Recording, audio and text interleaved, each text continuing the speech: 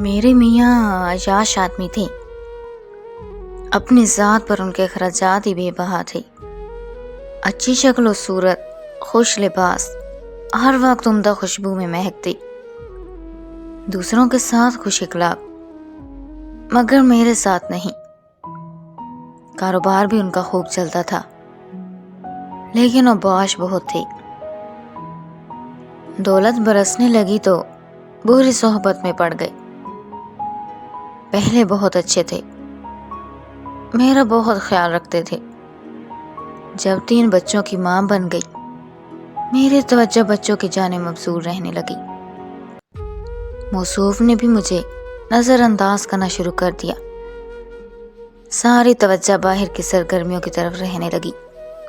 باہر کی سرگرمیاں کیا تھی؟ رقص و موسیقی کی رسیاں تھے۔ کوٹھوں پر جا کر طوائفوں کا ناچ گانا سنتے، پہلے کبھی کبھار جاتے، پھر یہ روز کا معمول ہو گیا کہ ایک نوخیز طوائف ذاتی سے دل لگا لیا تھا۔ شراب و کباب کے اس قدر رسیا ہو گئے کہ گھر بار کا ہوش نہ رہا۔ بچوں کی ذمہ داریاں مجھ پر ڈال دی اور خود آزاد ہو گئے۔ دن بھر اپنے کاروبار کے سلسلے میں اور رات کو عیاشی میں ڈوبے رہتے۔ صبح 11 بجے سو کر اٹھتے اور دفتر چلے جاتے۔ یہی ان کا معمول تھا۔ ان کو اپنی سرگرمیوں سے فرصت نہ تھی کہ بیوی بچوں کو کچھ وقت دے پاتے۔ گھریلو مسائل سے نظریں چرانے لگے۔ جب ان کی لاپرواہیاں حد سے بڑھ گئیں، میں نے دبی زبان میں احتجاج شروع کر دیا۔ پہلے تو جھوٹ کا سہارا دیا کہ کاروبار بہت بڑھ گیا ہے، تبھی مصروفیت بڑھ گئی ہے، گھر کو ٹائم نہیں دے پاتا۔ روز آدھی رات کے بعد شراب کے نشے میں دودھ آتے اور بات بات پہ الجھتے، میری اور بچوں کی نیند خراب کرتے۔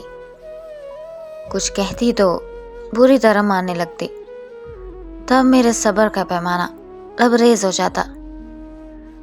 خوب روتی رہتی اور نصیب کو کوستی کہ خدا کرے یہ دولت نہ رہے، جس کے بل بوتے پر خود تو عیاشی کرتے ہیں اور ہم کو پائی پائی کے لیے ترساتے ہیں۔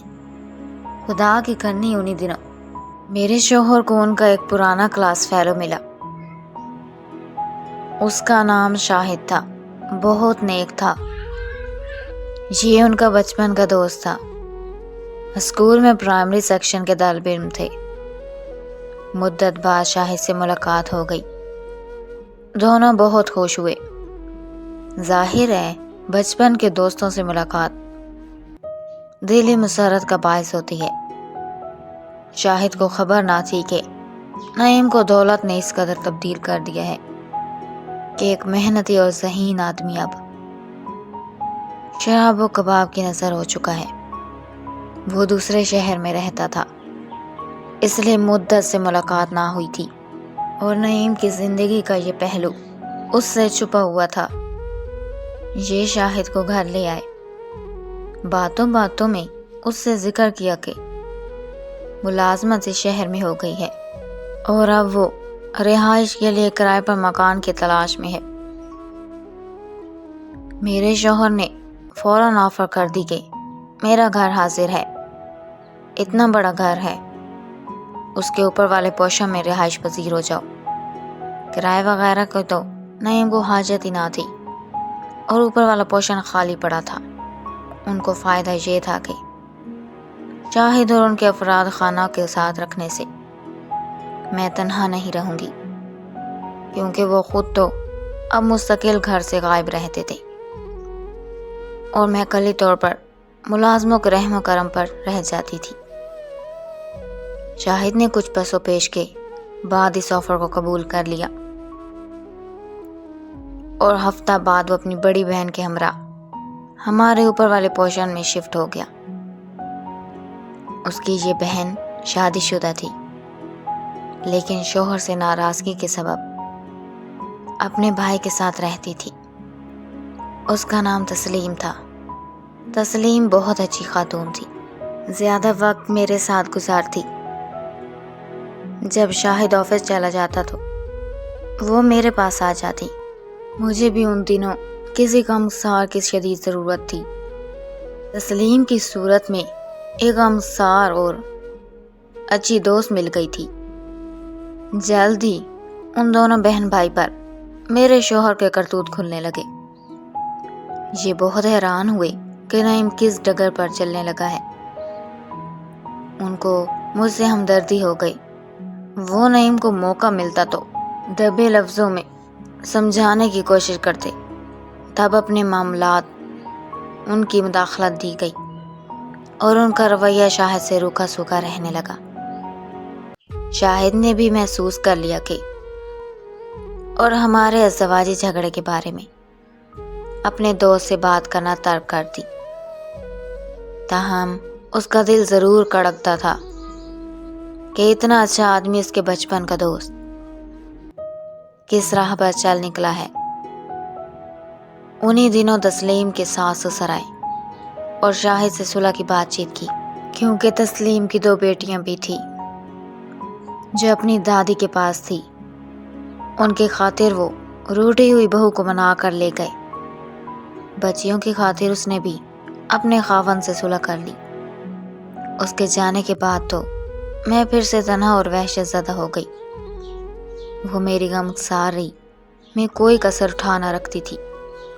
اپنا دکھ سکھ کہہ کر دل کا بوجھ ہلکا کر لیا کرتی تھی۔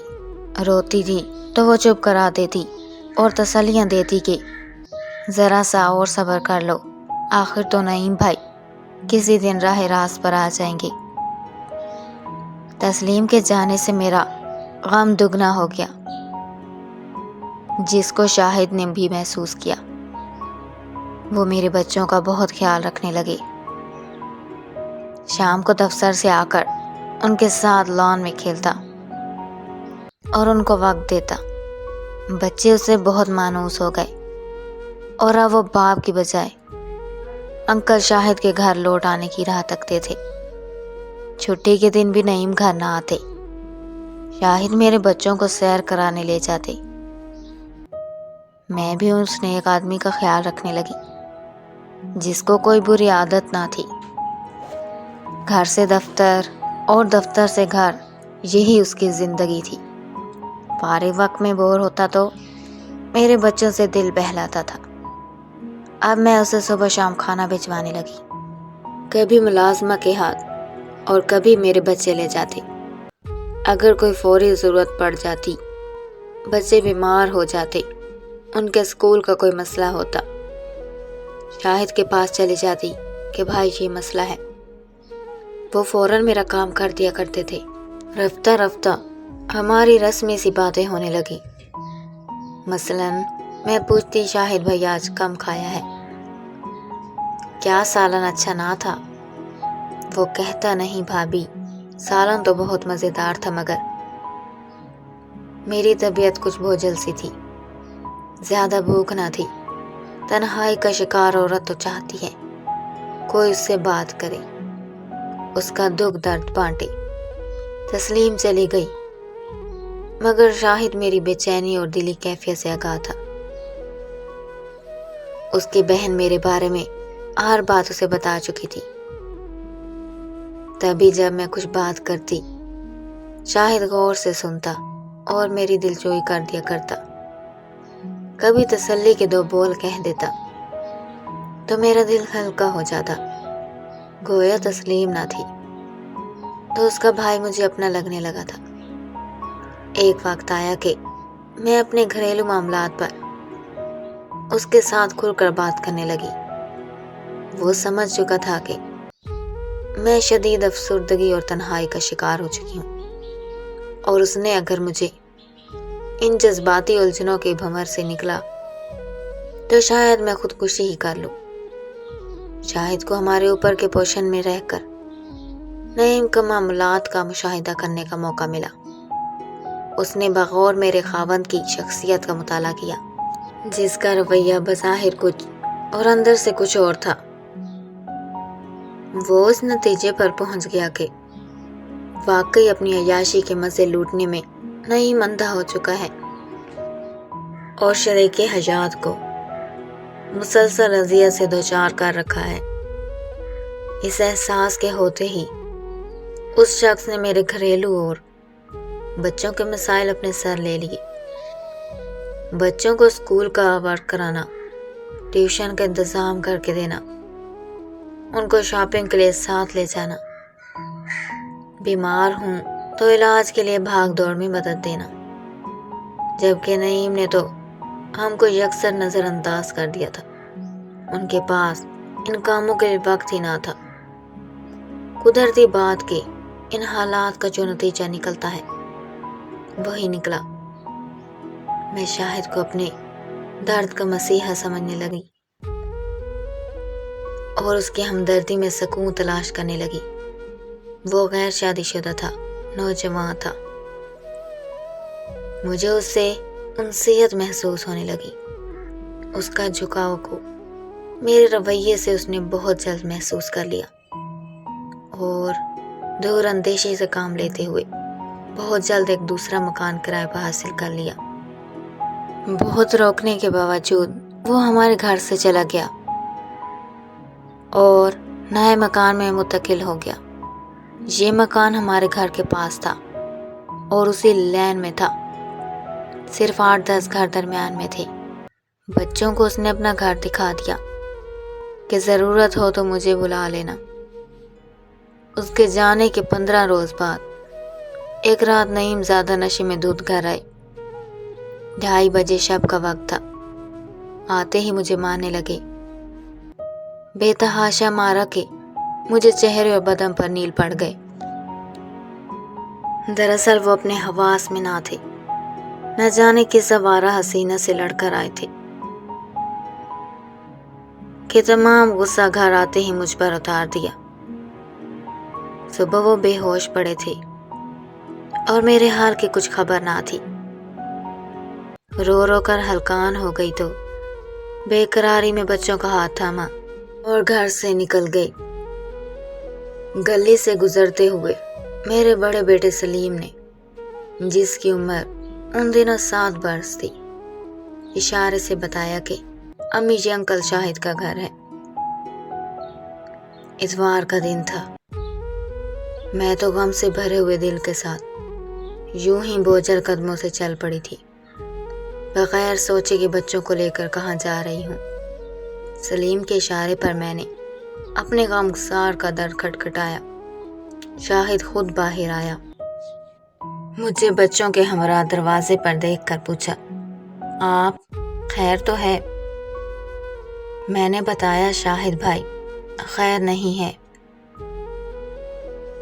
رات بری طرح نشے میں نعیم نے مجھے مارا ہے، میرا سارا بدن نیل نیل کر دیا ہے۔ یہ دیکھو۔ میں نے چہرے سے چادر ہٹائی اور اپنی گردن بھی دکھائی، جس پر گلا دبانے سے نیلا اور کالا نشان توق کی صورت میں موجود تھا۔ اس کو بے حد دکھ ہوا، بولا، بھابھی اندر آ جائیے، یہاں دروازے پر بات کرنا ٹھیک نہیں۔ میں نے اس کے گھر کے اندر قدم رکھ دیا اور تمام احوال کہہ سنایا۔ حالات کا تو وہ خود چشمدید گواہ تھا۔ پوچھا، آپ اب کیا چاہتی ہیں؟ میں اس ظالم شخص سے چھٹکارا چاہتی ہوں، اس کے سوا کوئی چارہ نہیں ہے۔ کیا عدالت سے رجوع کرنا چاہتی ہوں؟ ہاں، کوئی اچھا سا وکیل کرنا چاہتی ہوں جو خرچہ بھی اس ظالم سے دلوائے۔ اس کے ساتھ رہنے سے اب جان کا خطرہ ہے۔ وکیل کرا بھی دیا تو کہاں رہیں گی؟ ظاہر ہے دعوی دائرہ کرنے کا۔ آپ اس کے گھر میں تو نہیں رہ سکیں گی۔ میرے پاس اتنے پیسے ہیں کہ سال بھر تک میں کرائے کے گھر میں رہ سکوں۔ یہ زیور ہے۔ اس نے کہا، سوچ لیجئے بھابھی۔ میں نے سوچ لیا ہے شاہد۔ انسان کو اپنی جان بھی تو پیاری ہوتی ہے۔ جان کا خطرہ ہو تو کسی دیوانے کے ساتھ کون رہ سکتا ہے؟ بچے تو کسی صورت اس کو نہیں دے سکتی، وہ ان کے مستقبل کا بھی ستیہ ناش کر دے گا۔ میرے التجا پر اس نے مدد کا وعدہ کر لیا اور کہا ابھی تو گھر واپس جائیے، میں کسی اچھے وکیل کو دیکھتا ہوں اور کوئی کرائے کا مناسب مقام بھی، باقی باتیں بعد کی ہیں۔ شاہد کے کہنے سے گھر لوٹ گئی، لیکن اب مجھے شوہر سے نفرت ہو گئی تھی۔ تہیہ کر لیا کہ اب اس خطرناک شخص کے ساتھ نہ رہوں گی جو دہری شخص کا مالک تھا۔ میرے مجبور کرنے پر شاہد نے ایک کرائے کا مکان تلاش کر دیا اور میں بچوں کو لے کر اس میں رہنے لگی۔ اس نے ایک اچھے وکیل کا بھی بندوبست کر دیا اور خود پس منظر میں رہا تاکہ نعیم سے براہ راست جھگڑا مول نہ لے۔ یہ سب کچھ میری التجاؤں پر کیا تھا، حالانکہ وہ نہیں چاہتا تھا کہ میں ایسا قدم اٹھا لوں، لیکن ظلم سہنے کی بھی کوئی حد ہوتی ہے۔ اس نے تو انسانی ہمدردی کی بنا پر میرا ساتھ دیا تھا، لیکن یہ میرا قصور کہ اس سے غلط توقعات لگا لی۔ چاہتی تھی کہ میں خلع لے لوں، اس سے شادی کر لوں، تاہم اس نے مجھے سمجھایا کہ بھابھی آپ میرے نزدیک محترم ہیں، یہ نہیں ہو سکتا۔ کیوں؟ میری والدہ اور بہن بھائی اس پر ہرگز راضی نہ ہوں گے، ایسا خیال دل سے نکال دے۔ اس کے بعد اس نے مجھ سے کنارہ کشی کر لی اور گھر بھی بدل لیا۔ اب میں وکیل کے بلبوتے پر اکیلی ہی کیس لڑی رہی تھی۔ میرے پاس کافی زیور تھا جو ایک ایک کر کے بک گیا اور کیس کی نظر ہو گیا۔ آخری پیشی کے دن جبکہ میں نے عدالت میں بچوں کے ہمراہ جج کے روبرو پیش ہونا تھا، اتفاق سے شاہد بھی کسی کام سے عدالت آ گیا۔ اسے خبر نہ تھی کہ آج ہم نے پیش ہونا ہے۔ جب نعیم نے اسے دیکھا، وہ دوڑ کر شاہد کے پاس گیا کہ شاہد اپنی بھابھی کو سمجھاؤ وہ ایسا نہ کرے اور کیس واپس لے لے، وہ بہت برا کر رہی ہے۔ میں وعدہ کرتا ہوں کہ آئندہ کبھی شراب نہ پیوں گا، اس پر ہاتھ نہ اٹھاؤں گا اور اپنے بچوں کا خیال کروں گا، روبی کو بھی کوئی تکلیف نہ دوں گا۔ ایک بار مجھے موقع دے، مجھے بہت سزا مل گئی ہے، اتنا کافی میں سدھر گیا ہوں۔ اب بچوں کو یہ در بدر نہ کرے۔ نعیم کے کہنے پر وہ میرے پاس آیا۔ اسے دیکھ کر بچے دوڑ کر اسے لپٹ گئے۔